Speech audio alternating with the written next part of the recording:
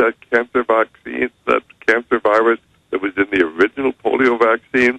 One reason why the incidence of bone cancer and brain cancer and lymphoma and mesothelioma and ependymoma and medulloblastoma in children has gone up. And when they biopsy them, they find evidence of this cancer-producing virus that was introduced into our population through the original polio vaccine. And no doubt by design, and German news is reporting that they're growing it again in the same monkeys that have the SV40 for the virus stock in the European vaccines. Well, God help those people over there, supposedly, and all we know is what they tell us, Alex. Supposedly, the American vaccine is going to be grown in the yolk of eggs. But then we get the chicken viruses. That's the frightening thing about this. And they've introduced so many viruses from so many animals. God gave us an immune system that allows us to fight off animal viruses. They can't get into our bodies unless you inject them with a needle. Well, what about how for 5 years the FDA approved, it's now in wide use, not just irradiation of the meat, but they're now spraying in Latin, I can't pronounce it, that means bacteria-eating virus. They grow it in giant vaccine tanks with other viruses and RNA and are now spraying it on most meats we get at the store. Well, I'm very concerned that so much of what they're doing to our food supply, it will lead to terrible problems. Certainly, we know that the genetically modified corn that they have introduced across America, and of course, it is contaminating our entire corn supply here. And chickens are a lot smarter than people. Chickens won't eat it. We know that it actually causes infertility in pigs. We know that studies have been done in Russia that shows it causes the genetically modified corn actually creates infertility in animals in Russia. And the people wanted to get the information out and were told you can't disseminate the information. And it's all about population control. We know that the Rockefeller Foundation and the Bill and Melinda Gates Foundation and Monsanto and a similar very large genetic modification company over in Switzerland are spending hundreds of millions of dollars to store seeds in vast vaults up above the Arctic Circle on a little island there. And nobody's asked, why are they storing all these seeds for corn and for wheat and for all the other vegetables and things, in these vaults where they'll be permanently frozen? And it should be very obvious. All of these people are dedicated to population control, and they want the seeds for when they start all over again. They've stated this. In fact, the MI6 officer, he was OSS, who wrote the James Bond novels that were made into movies, he wrote Moonraker. And in that, the global elite and this head banker want to kill everybody on Earth. They, the eugenics pure, go to a space station. While they kill everybody on Earth, they're going to come back. But in the real government documents, they're not going to space.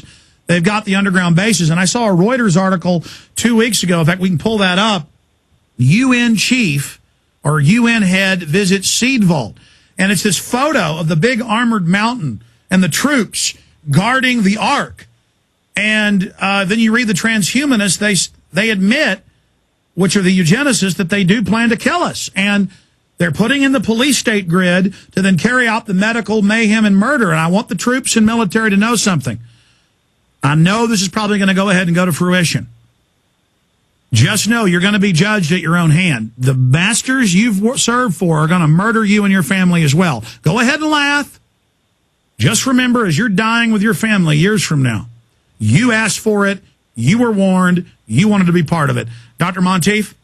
Men and women become accomplices to the evils they fail to oppose. And the people within the military who are carrying out the orders of our leaders who have killed, I don't know if you'll have read the article by the shoe thrower, the man, of course, who threw the shoes at George Bush. He talked about the million Iraqis who were killed. He talked about the million widows there. He talked about the 5 million orphans in Iraq today. He talked about the suffering there, the people, how they've turned the Arabs against one another. One time, the Sunnis, the Shias, the Christians got along well together, but since the Americans came in, the Christians have been driven coming out, and of course, everybody is everybody else's throat, and we are sending in agent provocateurs to commit acts of terrorism to maintain this division. But this is all because the American people haven't had the courage to stand up.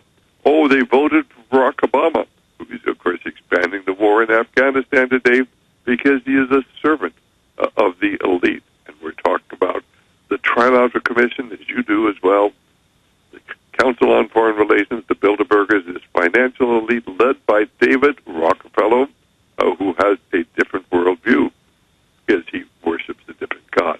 And until people understand that there is a powerful spiritual force, a Luciferian force behind everything going on today, and they really hate humanity, and that's why they're storing the seeds.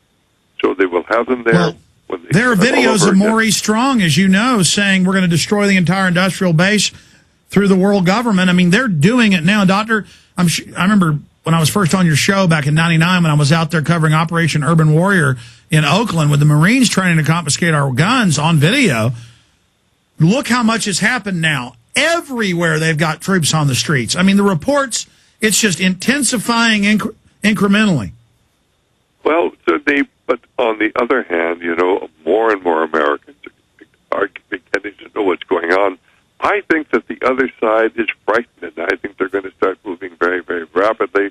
I think that this march that we had in Washington, D.C., I think it was the 12th of September, and it's probably between 1 million, 1.5 million people were there. I think that this really has them disturbed because this was an amazing thing. In fact, there would have been a lot more people there if they hadn't turned back the buses and the cars and people trying to come and join in that demonstration. You are waking up an awful lot of people, you and certainly a few of the others who have... Yeah, but the problem is they then put the operative Glenn Beck in there to lead them. We wake the people up, and then we turn them over to Glenn Beck. Well, he's as phony as a $3 bill. He would not... Everybody has to understand that Glenn Beck would not be on national television if he was... So basically, he's going to say some things that are absolutely right, and you agree with, but that's the old bait-and-switch technique. He gets in there, he gets your confidence, and then he gives you a lot of information that is frankly not true. And that's why I think people look to you for leadership. They look to you for reliable information. I appreciate so much you're getting that information out, and you must be ruffling a lot of feathers because you're getting so much opposition.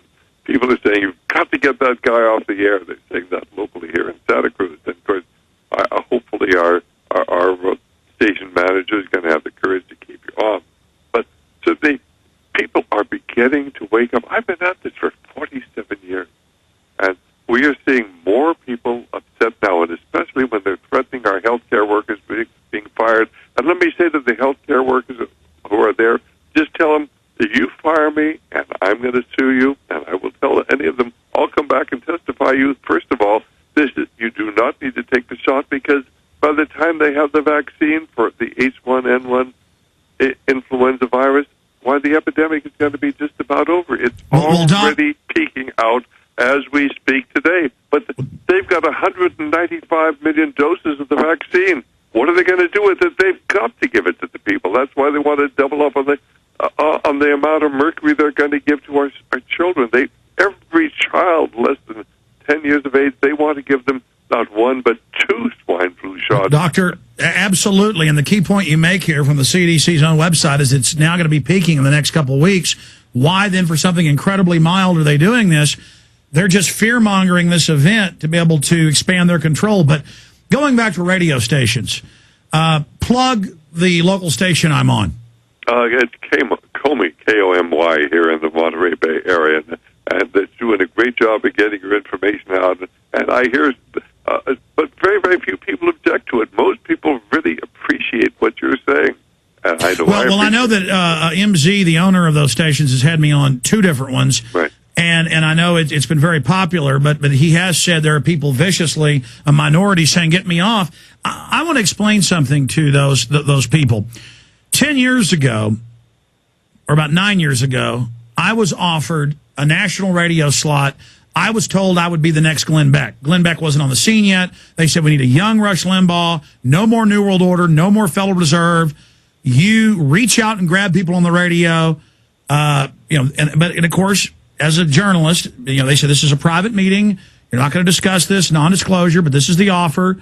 And then I had some other offers along the road. And if I wanted to be on 500, 600 radio stations and be making $50 million a year like Glenn Beck or Rush Limbaugh, I could have done it. The money means nothing. When you know they're putting cancer viruses in vaccines, when you know